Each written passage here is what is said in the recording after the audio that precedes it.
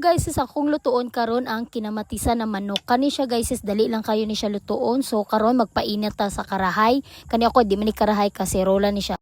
Tika no. Then gibutang na dayon ako ning mga lamas. Ang kana na lamas guys is bombay, ahos, kamatis o bell pepper na. Ako na siyang gigagmay-gagmay guys is para nanam gyud kay siya inig maluto. So karon gidugagan ako nagmantika kay tungod sa murag paminaw na ko kulang ang mantika.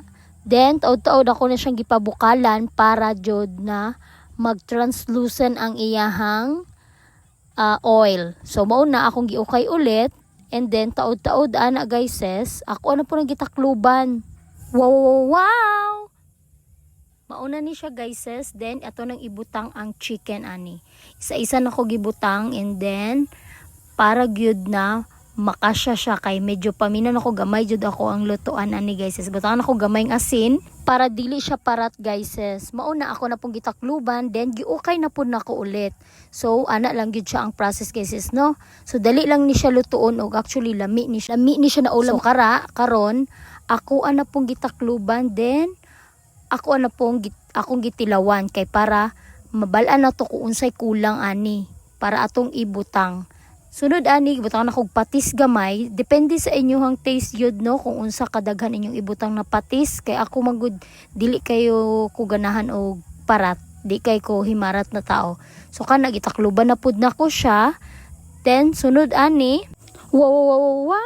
Yan natilaw na pud nako ko para kung duhagan pa bag-asin or unsa then ato na ning hulaton hantod siya na maluto kay pinakalas ani guys kana siya nagtranslucent na gyud ang iyahang mga lamas og luto na pud ng manok. Gibutangan na nako og liquid seasoning.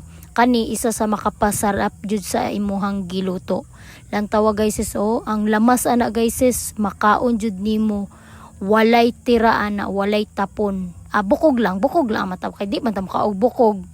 Mao na gitilawan na pud nako guys og pasado na jud ni siya. Kung gusto mo ani mag-try sa inyong balay, i-try na gyud ninyo kay the best, lami, mahurot inyong bahaw kung naamoy mga bahaw. Ilang tawa guys lutong luto kaayo ang ato ang giluto na kinamatisang manok. Lami kaayo lang tawa ang iyahang sauce grabe kalami. Maunang sa inyong balay, i-try na ninyo kung wala mo'y sudan, hala, lutuan na ninyo. Then karon taste test na dayon nato nino kung unsa ni siya kalami. So kung ganahan mo ani guys sunda lang gyud din ninyo or depende sa inyong pagkaluto basta similar ani. Lami kaayo gid siya as in. Grabe kalami. Pwede ra mo magluto ani guys sa inyong balay kay kani siya worth 150 ra gid ni siya. Ang manok ani 100 unya ang lamas 50. Then pamasahe pa di ay walay apil